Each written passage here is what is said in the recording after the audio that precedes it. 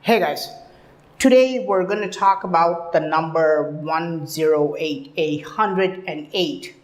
Now this is a very sacred number in Hinduism. If you're a Hindu, you already know that, this appears over and over in your life, But if you're a Westerner or if you come from another religion, the use of the number 108 in Hinduism is just everywhere. Okay, so how many times should we chant a specific mantra? It's always 108. How many times should we circle around a shrine? It's always 108. And this can be really, really frustrating because we don't understand why this number is recommended in this religion so many times. The entire system appears to be designed around 108. Not just religious stuff, like everything Indian is designed around this 108. For example, there are 108 karanas or transitions in Indian classical dance. There are 108 musical meters or talas in Indian classical music. If you ask a priest how many attendants or helpers does Lord Shiva have, he just expects you to know that it's 108. If you ask the priest how many sacred temples does Lord Vishnu have, he will just look at you and ask you, don't you know it is number 108? And this can be very frustrating when you're a kid. When you're a kid growing up as a Hindu, this can be very frustrating because they don't tell you why this number 108 is so important. I don't think anybody knows this. Now, if you ask mainstream experts, even mainstream religious experts, even the mainstream religious experts in Hinduism, if you ask what is the obsession with the number 108 in ancient times, they will simply come up with a shallow answer. Like they will usually say, well, all religions were obsessed with some number. For example, Christianity was obsessed with the number 3 because, the Trinity and all that stuff. And so a random number was picked in Hinduism and they, assigned various things to this number. Now, this is the typical explanation that you will get, but there are deeper meanings to this number. This is not a natural number, and the reason why 108 was used by ancient civilizations was no coincidence, because 108 is the basis of life itself. I know that's a big statement, but 108 is the basis of life. Without this number, without this 108, there's no life at all. Now, what do I mean by this? For example, if you're a healthy adult, you will breathe 108 times this many times during sunshine. You will breathe 108 multiplied by 100 times during sunshine. And you will breathe 108 times 100 during moonshine. So you will have 10,800 breaths during daytime, and you will have 10,800 breaths during nighttime. Now, this is prescribed in ancient Hindu practices. Okay, there's a particular sect called Tantric Hinduism, and if you look at that, they actually tell you that this is the exact number of times that human beings will breathe if they're very healthy. Now, but is this a mere coincidence? Could this be a mere coincidence? I'll tell you why ancient Hindus were doing this. For example, we're talking about sunshine and moonshine, right? So the basis of life comes from two gods. Now, this is the sun, right? So this is the sun, and this is the moon, okay? This is a crazy diagram. Okay, I'm showing sun and the moon, and you don't see anything wrong with this. But this is a crazy diagram, and only human beings can understand these figures as sun and moon. If an alien was observing this diagram from Mars, for example, he would be rolling on the floor laughing. You know why? Because the actual size of the moon would be like this, and the actual size of the sun would be like this. So technically, I should represent like this. This is the sun, and the dot is the moon. But why do we see them as the same size? And now this is special only for Earth. No other planet has this. We see them both as the same sized objects because of the number 108. Okay? The sun is 400 times larger than the moon. Okay, it's 400 times larger than the moon. But yet, have you ever observed a solar eclipse where there is the sun and then the moon comes in between, and the moon completely fits the sun? It's almost like they're perfectly aligned. How is this possible? It's because of this number 108. Now, what do I mean by this, right? Okay, so let's look at our solar system, and then let's look at a few things, right? One is this, there's a sun like this is the sun, and this is, let's say, the Earth's orbit. Nothing is drawn to scale, guys, okay? By the way, and please give me some slack because I'm doing it on the fly. I'm gonna make some mistakes, and give me like a 2% error margin, okay? Please, okay? Because I'm just, thinking on the fly. There's no script here. So here's the sun, and here's the Earth, and there's this moon coming around, right? Now, this is really how they would both look. But from the Earth, they look the same. Why? Because the distance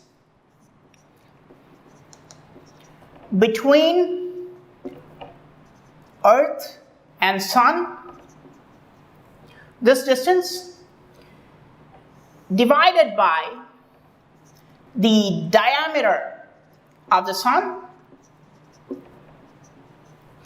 divided by this diameter is 108. Okay? And you may think, well, that's fine. That could be a coincidence. No, remember, we're talking about why the moon appears the same size as the sun. It appears the same because the distance between the Earth and moon and the diameter of the moon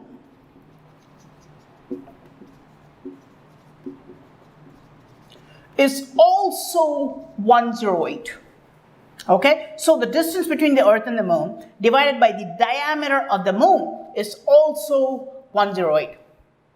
Now this is the only reason why we see both of them the same size. Okay? And this is the reason why we have 12 hours of sunshine and 12 hours of moonshine. Okay, so we have established that this ratio and this ratio.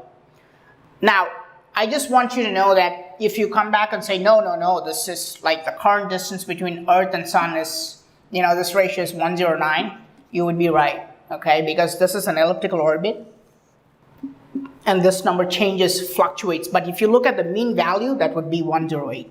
And remember, I told you to give me a 2% error margin, okay?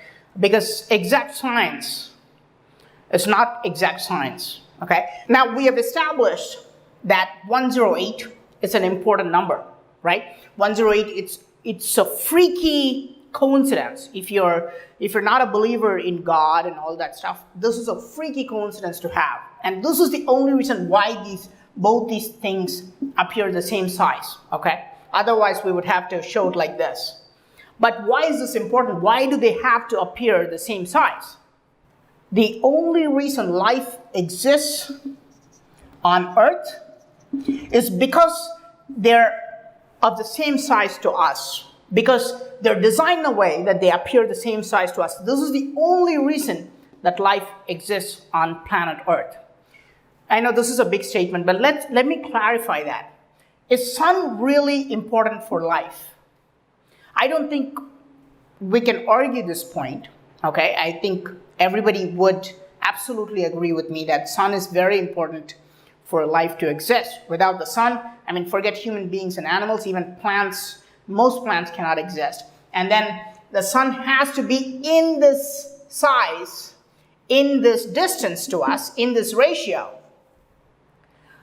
which makes us lucky enough that we're not too hot or too cold, okay? So this is absolutely important that the sun is in this ratio, and it is the basis of life. Now, and you may say, well, what about the moon? We're going to talk about that, but let me clear this board. Now, is the moon really important for life to exist? What happens if the moon just vanishes one day? Would life no longer exist? The moon is very, very important for life to exist. Now, let's look at this. The moon takes about 28 days to go around the Earth, okay? So this is called a lunation. It's about approximately 28 days. A healthy woman would have the exact reproductive cycle as a moon, okay? And this is not a coincidence.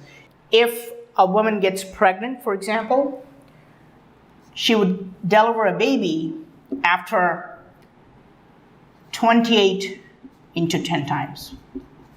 Okay, so this is called a gestation period, the time period for which any animal, becomes pregnant and delivers a baby. From the, the conception to the deliverance, this time is 10 times the lunation period for humans. Okay, and not just for humans. If you really look at all domestic animals, for example, a cow, that's 280 days. Okay, it's the same as human beings. And there are deeper implications to this, why the Hindus think the cow is sacred and all that stuff. But it also follows, the most important part that you should know is that it's very much dependent on the moon. Okay? Dogs, for example. Dogs and cats. It would be 28 times 2. It would be 56 days. Okay? I know modern science will give you some random number like 48 to 64 days or something like that. But according to ancient Hinduism, these are the numbers. And these are still pretty accurate. Okay? So you can understand the connection between the moon and reproduction. Now remember, without reproduction, no life can exist. And the moon is the basis of reproduction. Okay? There is a reason why nightclubs are nightclubs, okay? Why they don't open during daytime. Now, is there scientific evidence to prove this? Now, scientists have tested some marine animals, like marine worms, for example, and when they stopped exposing them to moonlight, the worms just completely lost interest in mating. They wouldn't mate at all. So they would just, that entire species could just die if there's no moonlight. So there's actual evidence that without the moon, there is no life, there is no reproduction possible. Well, it could be possible for a short period of time, but over a longer period of time, life would not exist without the moon. I know that the moon plays a significant part, and it's not just because we have a moon, it's because the moon is of the certain size to Earth, and it's because it takes us 28 days. I've seen the moon play an important role in human reproductive cycle because to siddhars, who are saints as well as doctors, there would be patients coming who had problem with irregular menstrual cycles.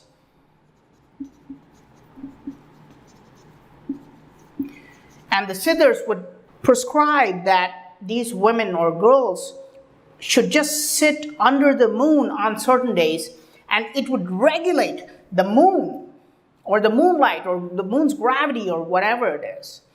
It would regulate their cycles to 28 days. So this is very interesting to understand, and I believe that we still have a long way to go in understanding why the moon affects the reproductive cycles and the fertility, not only in human beings, but also in marine animals and all animals, really, because otherwise you cannot have this kind of gestation period which follows the lunation period, the 28 days of going around the earth. Now, let's look at the moon in a totally different angle. Now we are looking at it in the perspective of how moon affects reproduction and fertility. But let's look at it purely from a physical point of view and see why this 108 is important, okay? Now, what happens if the moon just suddenly disappears? So here's the moon, right? And I told you about this 108. Now, what happens if the moon just suddenly disappears from the earth? Okay, the moon just one day you wake up, the moon is gone. What would happen? Now, first of all, human beings would become lunatics. Okay, interesting word because it comes from moon, luna. Okay, first of all, human beings would go crazy if the moon is gone, but that's a different story. Now, if the moon completely vanishes, the earth has an axial tilt. The earth is tilted at a certain angle, and this angle is the reason why we have all the seasons. And the moon controls this angle. If the moon disappeared one day, you know what would happen to the earth? The earth would not rotate like this. The earth is now at a tilted angle. You remember how the earth is always tilted in that table globe? Because it's tilted at this angle, and because of this angle we have all these seasons. And the moon controls this axial tilt. And if the moon just gone, and if the moon just disappears, the earth will not be like this. What will happen is that the earth will become like this, or the earth will become like this. Now, how do we know this, right? Is this just a weird story? No. Because Mercury, planet Mercury, and planet Venus have no moons at all. They don't have any moons at all. And one is at almost 0 degree, one is rotating at 0 degree, the other one is nearly at 180 degrees, nearly, okay? And the problem is they don't have any seasons at all. So if the moon vanishes, the earth would start rotating on sideways. You know what will happen if this happens? This means that the poles would become completely ice, and the equators would become completely desert. Okay, and not only that, if the earth moves sideways, you would have 6 months of daytime and 6 months of nighttime.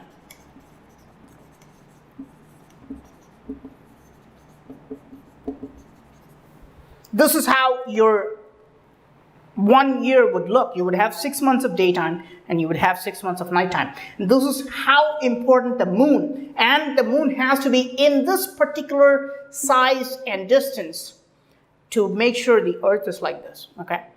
Now, let's assume, and this is an important question to ask, right? Let's assume that the moon doesn't vanish, because we're not talking about whether we should have a moon or not. We're talking about the importance of 108 and why it's repeatedly being used in Hinduism. What if the moon does not follow this number. It just moves a little bit, right? Maybe 10%.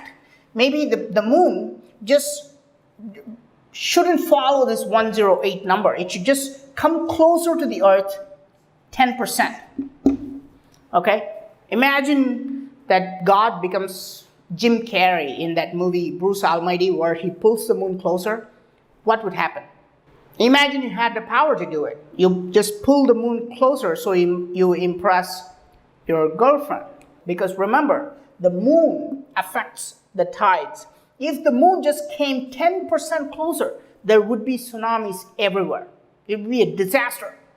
I know this works great on movies, right? But if the moon did not follow this 108 and it just went 10% closer, the Earth would completely have tsunamis all over, completely destroying the entire planet. Now, think about what that could do to the human body, because 80% of the human body is water. Okay, just think about it. I don't know, but I think the effect could be devastating.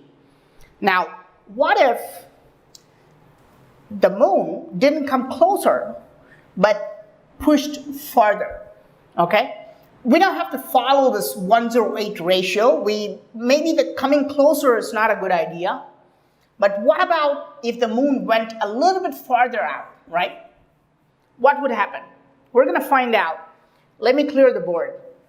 Okay, so we realize that if the moon comes closer to the Earth, there would be tsunamis everywhere destroying, the planet. What would happen if the moon just was moved a little bit farther out, right?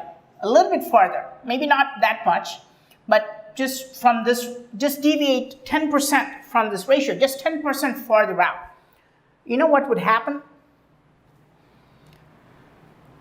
The Earth would wobble like a top.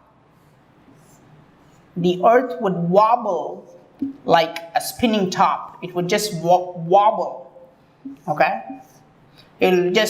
Now it's tilting at a certain angle and it's relatively steady. There is a little bit of wobble, but it's relatively steady. But if our moon goes farther out, it would start to wobble. It would just wobble at this angle and then this angle. And then you know what happens next? The polar ice would drift to the equator and then destroy everything. The ice from the poles would just drift to the equator, completely destroying the planet. This is a weird thing to say. Now, is there scientific evidence to back this up? This is exactly what happened in planet Mars. Okay, Mars has 2 moons. It's lucky. Just think about it. If you lived in Mars, it would be pretty cool because you would have 2 moons. Now, the problem is they're not following this 108 ratio. Okay, these are smaller, or the other way is to say this is these are a little bit farther out from the planet. And because of this distance, they're not able to regulate the axial tilt of Mars. The moons are not good enough because they're not following this ratio. So they're not able to regulate this axial tilt. So the Mars wobbles so much that it did happen. The ice actually drifted from the poles to the equator, destroying Mars. Okay? So this is why the moon has to follow 108 ratio. And the sun, I don't think this is a big argument because it's very simple to understand. The sun has to be at a certain size, at a certain distance from the Earth to make sure that the Earth is not too hot or too cold. So, and this is why 108 is such an important number. It's so important because if you deviate from this just 2%, there is no life. Okay? Not just human life, all life gets destroyed if this number is violated. This is why 108 is so important in Hinduism. But if you go deep into the hills of Sadhguru, I've seen Siddhas worship a strange lingam. The lingam has 5 facets. It looks like this. And it's like the normal public don't even know where this lingam is. It's in very remote places. It's almost inaccessible. They have a lingam. Now, this is how you would see it. But if you go to the top, you would see it like this, because it has 5 facets. Okay, 1, 2, 3, 4, 5. It has 5 sides. This is sometimes called a Panchamukha Linga. They just call it Panjalingam. And the beauty of this is that the angle between 2 sides would be 108 degrees. And this is considered a very sacred lingam. I've never seen this lingam being worshipped anywhere else. I've shown you so many types of lingams. I think I even showed you one with 16 sides. But of course I cannot photograph, these lingams. I mean, I cannot photograph the Siddhas, and that's a different story. But I've shown you the 16 faceted lingams, and I've shown you lingams with 4 sides, even maybe 8 sides. But this is a very, very sacred lingam with special powers. And the angle between them is 108. All pentagons. Okay? Sorry,